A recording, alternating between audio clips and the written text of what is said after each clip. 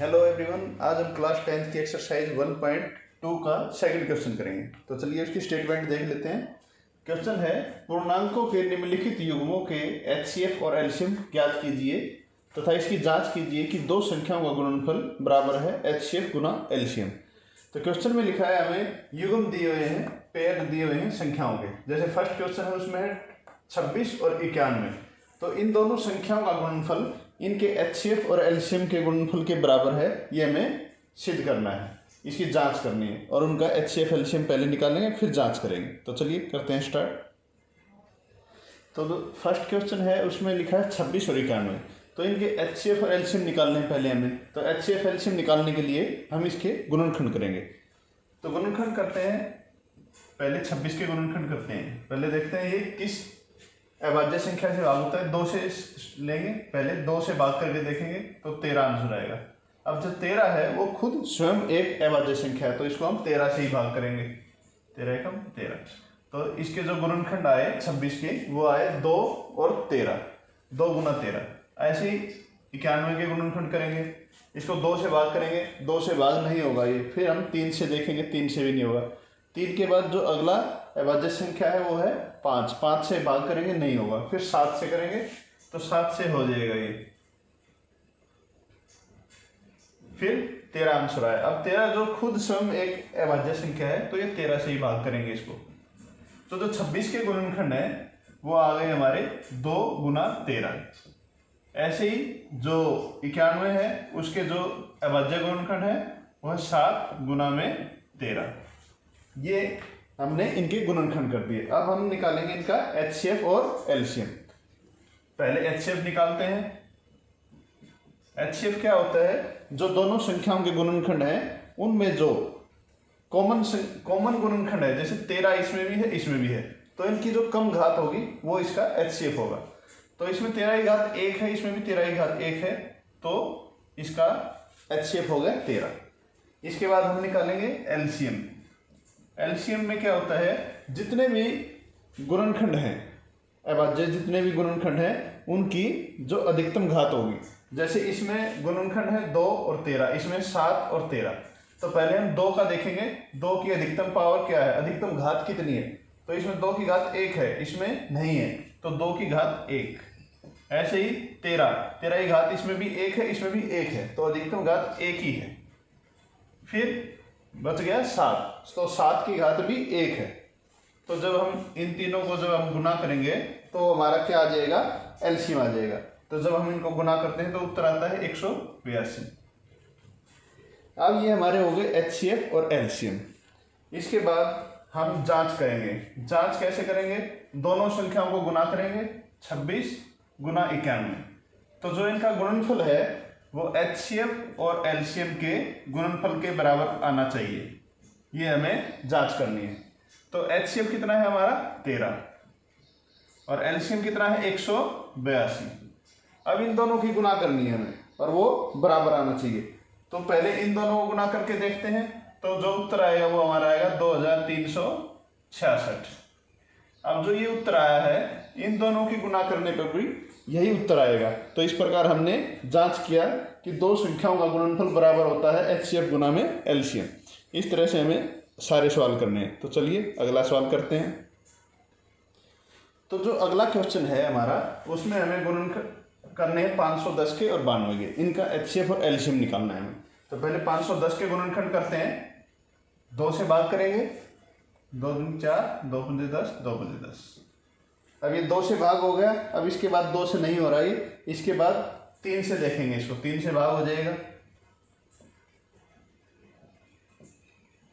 अब ये 3 से भाग नहीं होगा, फिर 5 से भाग करेंगे। अब 17 आ गया। अब 17 है जो वो स्वयं एक अभाज्य संख्या है, तो इसको 17 एकम 17। इसी प्रकार हम 92 के गुणनखंड करेंगे। तो 92 को पहले 2 से भाग करते हैं, 46, फिर 2 से भाग करेंगे, 23। अब जो 23 है वो एक अभाज्य संख्या है, तो ये 23 से ही भाग होगा, ये इसको 23 से भाग कर देंगे। तो इस प्रकार हमने देखा कि जो 510 है उसके गुणनखंड आ गए 2 गुना 3 गुना 5 गुना में 17, और जो 92 है 2 गुना 2, 2 बार आया है ये, तो इसमें लिखेंगे 2 की घात 2 और गुना में 23। ये हमारे 92 के गुणनखंड हो गए। अब जब हम HCF निकालेंगे इसका, तो हम देखेंगे जो दोनों का कॉमन गुणनखंड है उसकी जो छोटी वाली घात होगी। अब देखेंगे इसमें 2 है, इसमें भी 2 है, 3 नहीं है, 5 भी नहीं है, 17 भी नहीं है, 23 भी नहीं है, तो जो दोनों में कॉमन गुणनखंड है वो 2 है, तो 2 की कम घात वाली हम संख्या लिखेंगे, वो हमारा HCF होगा। तो इसमें 2 की घात 1 है, इसमें 2 की घात 2 है, तो HCF क्या होगा, कम घात, यानी 2 की घात 1, तो ये हमारा HCF आ गया। इसी प्रकार LCM देखेंगे। LCM में क्या देखते हैं हम, जितने भी गुणनखंड है दोनों संख्याओं के, तो जो उनकी अधिकतम घात होगी उन सबको गुना करेंगे। तो पहले 2 की घात देखते हैं। 2 की घात इसमें 1 है, इसमें 2 है, तो 2 की घात 2। फिर 3 की घात 1, इसमें नहीं है तो 1 ही लिखेंगे। फिर 5, फिर 17, 17 भी एक बार आया है, और 23।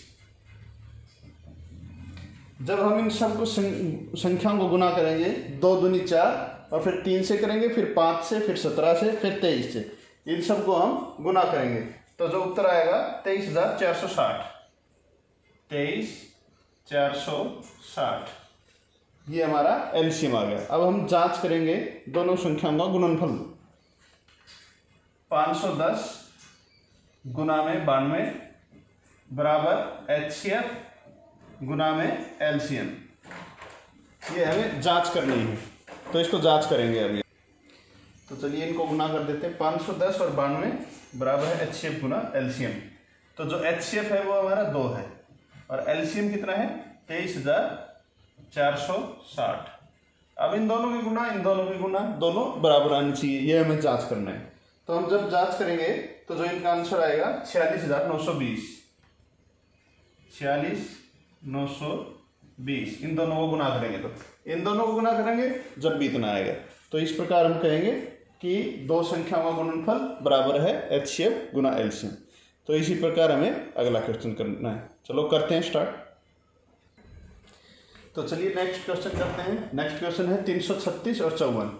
336 के जब हम गुणनखंड करेंगे तो 2 से भाग करेंगे पहले, फिर 2 से भाग हो जाएगा ये, फिर इसको 2 से करेंगे, फिर 2 से हो रहा है, जब तक 2 से भाग हो रहा है तब तक 2 से करेंगे। उसके बाद देखेंगे 21 2 से भाग नहीं होगा तो इसको 3 से करेंगे। अब 7 आ गया, 7 किसी से भाग नहीं होगा, स्वयं से भाग होता है, अभाज्य संख्या है ये, इसलिए इसको 7 से ही करेंगे। तो इसके गुणनखंड आ गए। इसी प्रकार 54 के गुणनखंड करेंगे। अब 27 आ गया, 2 से भाग नहीं होगा, 3 से होगा, फिर 9 आ गया, फिर 3, फिर 1। इस प्रकार हमने देखा कि जो 336 है उसके गुणनखंड है 2 कितनी बार आया है, 4 बार, तो 2 की घात 4। 3 कितनी बार आया, 1 बार, और 7 भी 1 बार। 336 के गुणनखंड आ गए। इसी प्रकार 54 के गुणनखंड देखेंगे। 2 1 बार है, और जो 3 है वो 3 बार आया है, तो 3 की घात 3 लिखेंगे। तो ये हमारे दोनों संख्याओं के गुणनखंड आ गए। अब हमें देखना है HCF और LCM। HCF देखते हैं पहले। HCF होता है जो दोनों संख्याओं में कॉमन होता है, उभयनिष्ठ जो गुणनखंड होता है। दोनों में क्या है, 2 भी है और 3 भी, इसमें भी 2 है, इसमें भी 3 है। तो 2 की जो कम घात होगी, इसमें 2 की घात 4 है, इसमें 2 की घात 1 है, तो कम घात कौन सी है, 1, तो 2 की घात 1 लिखेंगे। फिर इधर 3 की घात इसमें 1 है, इसमें 3 है, तो कम घात कितनी है, 1।